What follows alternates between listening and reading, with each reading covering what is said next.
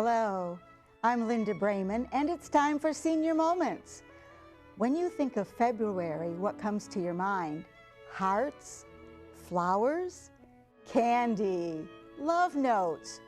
Probably all of the above, because Valentine's Day is this month and you want to show that special someone that you're thinking about her or him.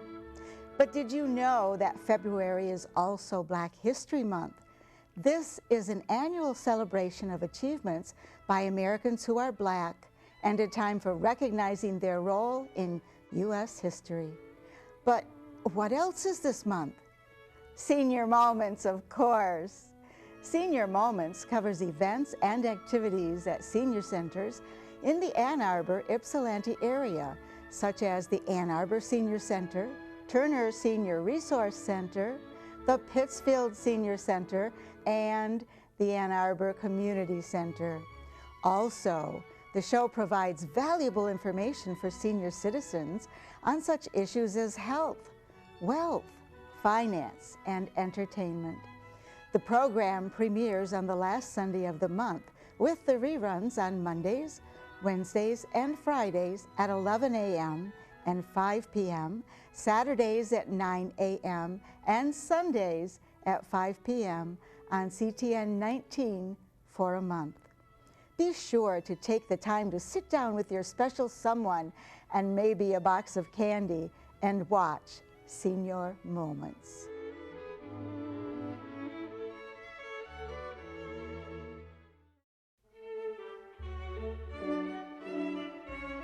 Hey there. We are here today with Bob Holmes, a photographer whose photos are on display at the Ann Arbor Senior Center on Baldwin until April 25th. Hi, Bob. Welcome to Senior Moments. Linda, thank you for having me very much. Now, are you from the Ann Arbor area? Yes, I consider myself a Chicago boy initially, but we've actually lived in Ann Arbor longer than we've lived in Chicago. Well, I guess I am becoming an Ann Arbor boy. How did you end up in Ann Arbor? It's a long story. I worked at a college in the south side of Chicago for many years that enrolled lots of first-generation low-income students, and I helped them get money to attend college. And a gentleman came out one time from the University of Michigan who was the director of what the university calls the Center for the Study of Higher Education.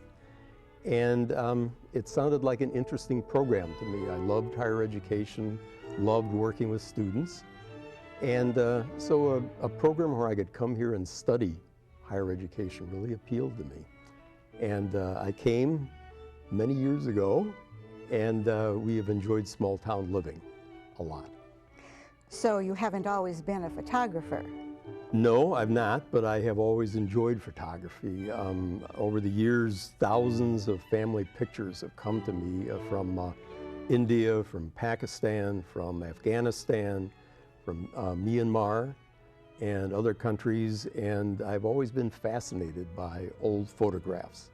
And so it's really a joy to be able to add some beauty to the world myself. So what is it like being a travel photographer? Well, I don't know that I can answer that question real well. I consider myself an amateur, and my job at the University of Michigan was more administrative, so I still have trouble with getting my hands around the title of a photographer or an artist. But basically my view is that this is a way of putting more beauty into the world. And I find people's faces very interesting and often very beautiful in their own ways, whether it's their eyes or other features that they have. I started off with architectural photography and I really enjoyed that over the years. But traveling abroad, particularly to India and to Africa, and that's where I have really found faces that strike me for their beauty and for their I don't know, I'm just very interested in them. Mm-hmm. So tell us what happens when you go to India, or what happened when you go to India and Africa. Well, take India first. I went on my wife and I went on a trip sponsored by the Rotary International. And we had a chance to visit Delhi, large city, as well as a number of places in rural areas. And we had a chance to give oral polio vaccine. She's a health professional, I'm not. And so the opportunity to give infants up to maybe 2 years old a polio vaccine in very remote parts of India was really a very satisfying experience. And another trip that we've had was through overseas adventure travel. And I came back with 2,000 photographs and have winnowed them down to about 30 or 40 favorites, and I have a few here today. Why don't you tell us about some of these pictures? Well, thank you for asking. We had traveled in Old Delhi for a time, and we're on a bicycle rickshaw that the streets are full of. Here's one over here. And as you can see, these city streets are very, very crowded. And I had taken a number of pictures of people as we were walking around. But as we were cycling down a street, I looked off at a cross street and just this mass of humanity and the wonderful differences in people's faces, many Muslims, many Hindus, and some very interesting, at least to me, shops. And so to me, this kind of characterized the way that the cities of India are, whether it's Delhi or Calcutta or Bombay. But it's such a wonderful, interesting mix of people. When I worked at the University of Michigan, we of course were always interested in having more diversity with our students, our faculty, and our staff. And when I look down a street like this, I think, you know, this is what the face of real diversity looks like in terms of ethnicities, religious beliefs, and so forth. Now this little girl is just fantastic. Tell us about this picture. Well, this little girl had on what some people might call a Sunday go-to-meeting dress. So I was really taken by her very fancy dress. But she did work that probably most people would think that a fancy dress like this would be inappropriate for.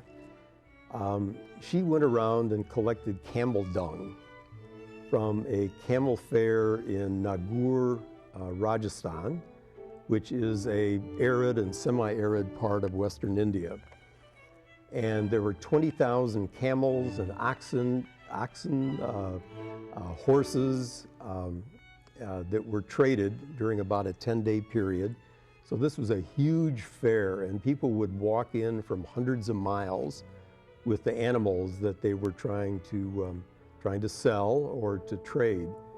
And her job was to collect camel dung, which she has in a container on her head.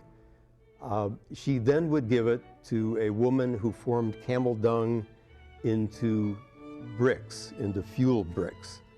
And these fuel bricks were then taken by people, were bought by people to either heat their houses with or to cook their meals.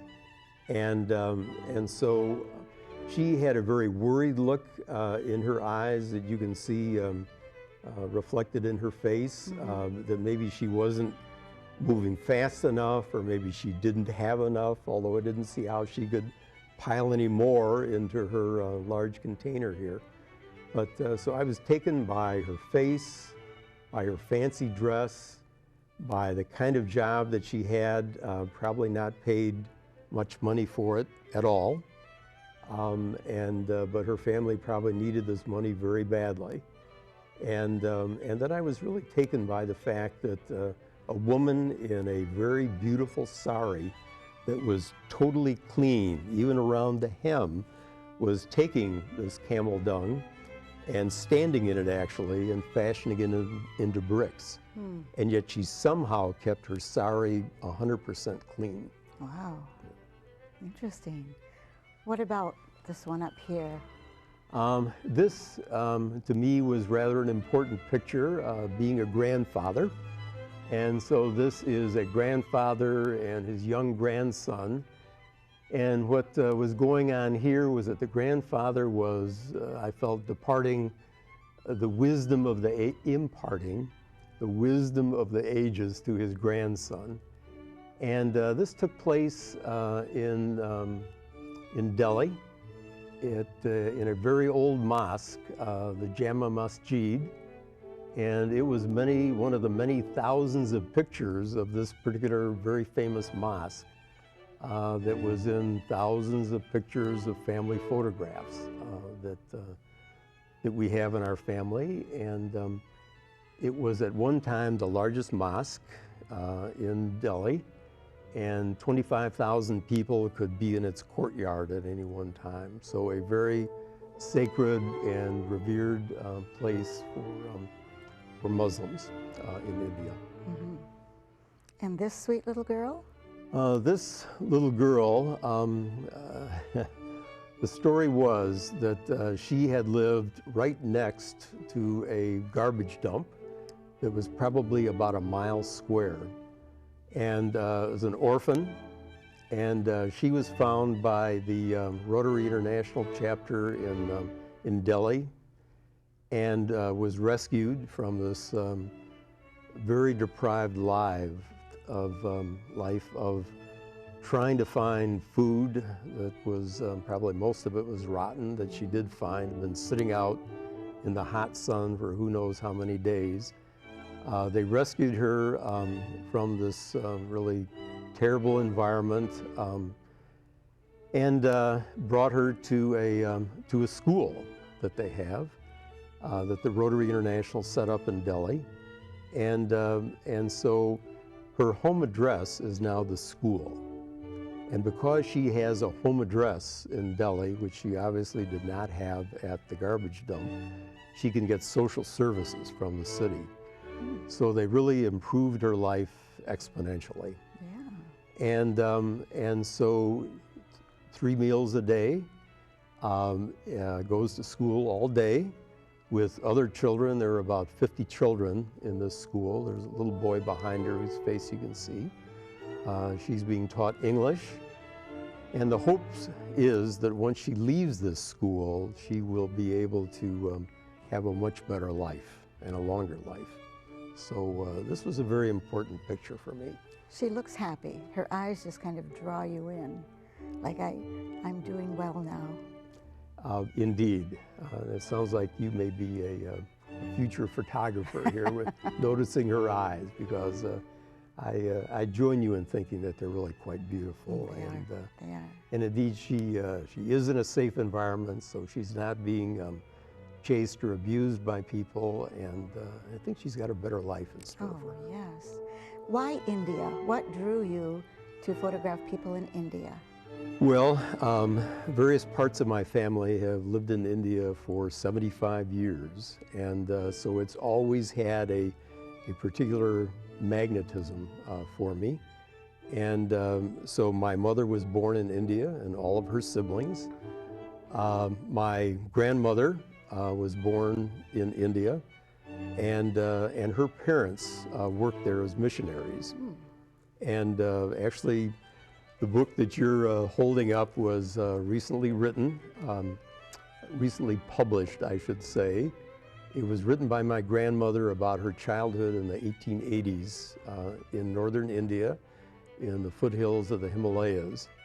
And she had prepared a 300 and some page manuscript of this book in the 1950s. But for some reason, it never got published. And there was a particular sadness in that as far as I was concerned. And so I felt kind of called to, once I had the manuscript, to see if I could make it into a real live book. And it was lots of fun. I learned a lot myself. Many Hindi words in here, as well as Urdu, And so for the words that I didn't know, my editor and I had lots of fun looking them up, trying to figure out how they were used, because sometimes the words had multiple meanings, and to try to understand how she had used them, and then to try to maybe parenthetically convey the meaning in of the word to the readers. So a lot of fun, and I hope that it was really made for our family, and my hope now is that some of them may actually read it. And but I read it now 6 times in preparing it, and it was really lots of fun. I had never realized, I've always revered books in my life, and it was just interesting to see what was involved in actually producing a book. So a good learning experience for me. Oh, and what a wonderful way to share your family history, to put it in a book. I think so. We have a granddaughter who lives in Seattle, Abby Spalding, and Abby's first reaction to the book was, I want to make a PowerPoint out of it. And I was a little surprised, saying, I mean, this is a 300-page prose book with some family photographs, and I was surprised that her first reaction was, I want to make a PowerPoint. But I was very pleased with that, and she knows the way to her grandfather's heart. Very good, and your images are just really beautiful too. Now, can you give us the details about your show? The show is starting on March 2nd, and there's an artist reception from 6 to 8 o'clock in the evening, and so I hope that if people are interested in India and interested in this kind of photography, that they would join me there. We have no idea how many people to expect. There may be 3 or 4, or maybe there'll be 20 or 30. I hope the latter. And the show will be up then from the 2nd through April 25th. And the Senior Center is open 4 days a week. And the best times to see it during those 4 days will be Monday, Wednesday, and Thursday from 3 o'clock to 4 o'clock, and Tuesday from 2 o'clock to 4 o'clock. I learned that they have lots of classes there aimed at seniors, and those would be the times of day that would typically be most open to see the photographs. Yes. Well, I've certainly enjoyed this time with you, and I'm going to scoot over there as soon as it opens and look at all of your pictures, because these are so good, so fascinating. Thank you once again for being here today, Bob.